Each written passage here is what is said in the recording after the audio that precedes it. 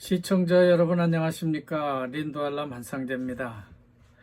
오늘은 2024년 9월 11일 수요일이 되겠습니다. 지금부터 자연이 그리워 방송을 시작하겠습니다. 오늘 톱뉴스는 인도네시아의 총체적 불법 담배 유통 문제를 다루고 있는데요. 어젯밤엔 우리나라 홍명보 축구 대표팀이 오만과의 경기에서 이겼다는 소식이 전해지고 있고, 이강인과 손흥민의 콤비 플레이는 일품이었다고 하는 겁니다. 한편 인도네시아 가루다 국가대표팀은 호주와의 경기를 가졌는데요. 어렵게 무승부를 기록했다는 소식이 전해지고 있습니다. 신태용 감독이 또 한 번 호주와 비기는 성과를 냈습니다. 자카르타의 글러라 붕카르노 경기장에서 열린 호주와의 2026년 국제축구경기연맹 FIFA 북중미 월드컵 아시아 지역 제3차 예선 C조 조별리그 2차전에서 0대0으로 호주와 비기는 성과를 낸 것입니다. 이로써 인도네시아는 어려운 값진 승점 하나를 얻어내게 됐습니다. 그리고 톱뉴스가 전하는 것처럼 인도네시아는 담배 천국이라고 할 수 있는 나라가 되겠습니다. 담배를 아무 데서나 필 수도 있지만은 값도 싸고, 또 담배를 핀 다음에는 또 아무 데나 버려도 아무 문제가 없는 그런 나라이기 때문입니다. 그뿐만 아니라 담배값에 부착하는 수입인지도요, 가짜가 많고요. 정식 공장에서도 아무 브랜드도 찍히지 않은 그런 볼러스, 말하자면 백지 상태의 불법 담배를 생산하고 있는 것으로 보도를 하고 있습니다. 근데 더 큰 문제는 이런 불법 담배 유통이 날로 늘어나고 있다고 하는 것입니다. 불법 담배의 종류도 참 다양합니다. 아예 가짜 수입인지를 인쇄해서 거기다 붙여서 팔거나, 또 아무것도 안 붙인 것도 있고요. 또 백지를 그냥 수입인지처럼 인쇄를 해서 붙인 것도 있기는 합니다만, 어쨌든 다양한 방법으로 만든 담배를 온 인도네시아 국민이 피고 있다는 것입니다. 따라서 가짜 담배 소비세 수입인지로 인한 인도네시아 국고의 손실은 참으로 막대하다고 하는 지적을 하고 있습니다. 이런 불법 담배는 택배 기사에 의해서 자바섬 이외의 지역으로 나가는데요. 특히 엔테테나 엔테베 같은 인도네시아 동부 지역으로 이 담배가 운반되어 지고 있다고 하는 것입니다.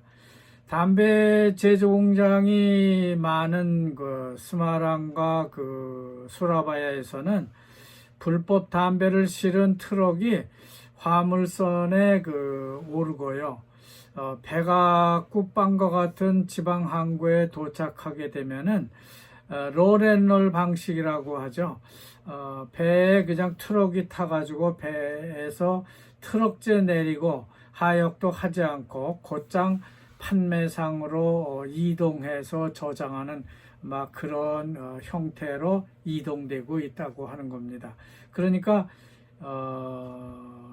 수입인지를 안 달고 가짜로 만든 담배도 쉽게 동부 지역으로 이동을 할 수 있다고 하는 것이죠. 대부분의 인도네시아 담배 공장의 주인은 중국계입니다. 그러니까 그들 소유가 많죠. 지삼수라든지 산푸르나 같은 담배를 제조하는 공장들은 인도네시아 굴지의 대기업이 되었습니다. 하지만 최근 이들은 담배 위주의 비즈니스에서 탈피해서 학교 재단이나 유통 분야 내지는 금융산업으로 전환하려는 노력을 하고 있습니다. 하여간 인도네시아 담배 산업은 축소할 수도 없고 또 권장할 수도 없는 아주 그 딜레마에 빠져 있다고 할 수 있습니다. 당장 담배 생산량을 줄이기 위해서 담배 농사 면적을 통제하려고 하면은 농민들이 들고 일어나서 죽겠다고 하고, 또 담배 공장 생산력을 줄이려고 하면은 담배 공장 노동자들이 들고 일어나서 안 됩니다. 그렇다고 담배 소비세를 올리면 또 담배를 피는 사람들이 반대를 하고, 또 정부 세수도 그만큼 줄어들어서 정부로서도 참 줄일 수도 없고, 그렇다고 아주 없앨 수도 없는 그런 딜레마를 생산하는 것이 되겠습니다. 그러니까 담배는 참 인도네시아로서는 딜레마라고 하는 것이죠. 또한 이것은 가짜가 너무나 판치기 때문에요.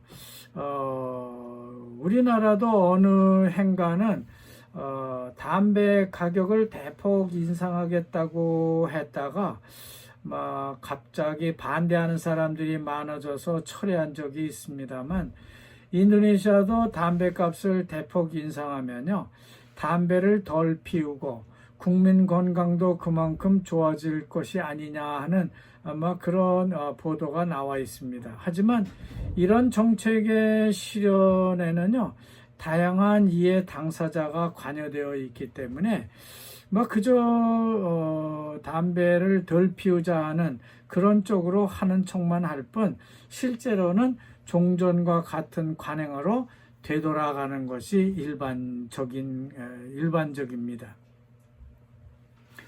그런 가운데 몇 해 전 저는 한국 지인으로부터 담배값에다 홀로그램을 부착해서 가짜 수입인지를 구별해내는 방법을 인도네시아 정부에 제안한 적이 있습니다. 하지만 인도네시아 정부의 관계자들은 거기에 대해서 별다른 반응을 보이지 않았습니다.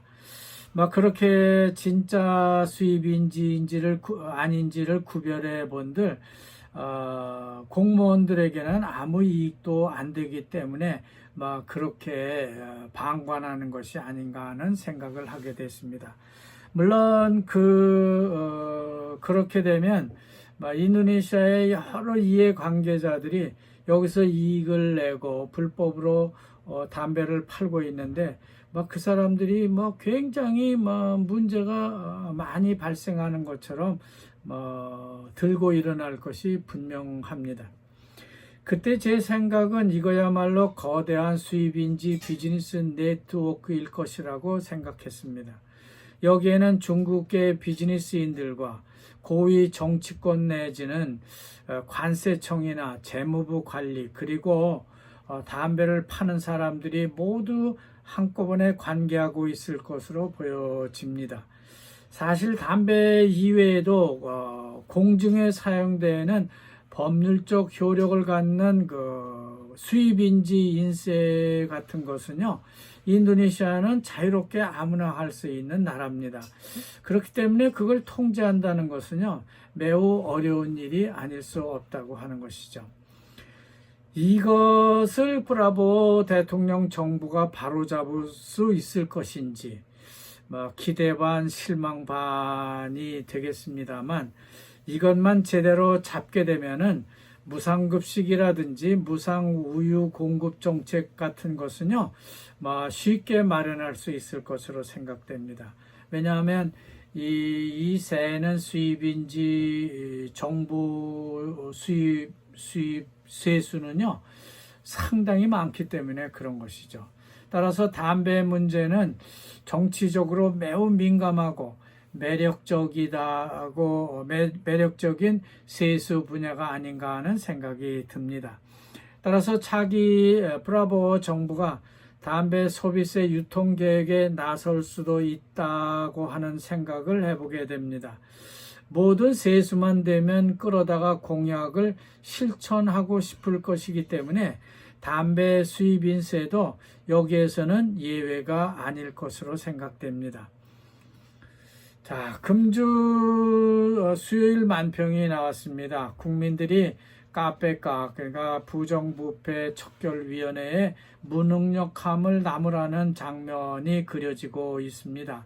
카페가가 부정부패 장애물을 치우고 나가는데 부단한 노력을 하고 있기는 하지만은 이해 상충 때문에 잘 안 되고, 다른 하나는 카페가에 딸린 그런 부양가족들 때문에 카페가 그 자체를 보수하기도 버겁다는 그런 만평이 나온 겁니다. 그래서 카페가의 노력을 바라보는 국민들은 카페가가 삽질을 하고 있는데 그걸 통과할 수 없다고 생각이 된다면은 그냥 돌아가는 게 좋겠다 하고 비꼬는 말을 하고 있습니다. 우리말로 국민들이 말하는 것을 바꿔 말하자면 올라가지 못할 나무 아예 쳐다보지도 말라는 그런 속담과 같은 말이겠죠. 하여간 카페가의 초기 의도는 다 사라지고요. 이제는 우리나라 공수처와 같이 존폐 위기를 걱정할 때를 맞고 있는 것 같다는 생각이 듭니다.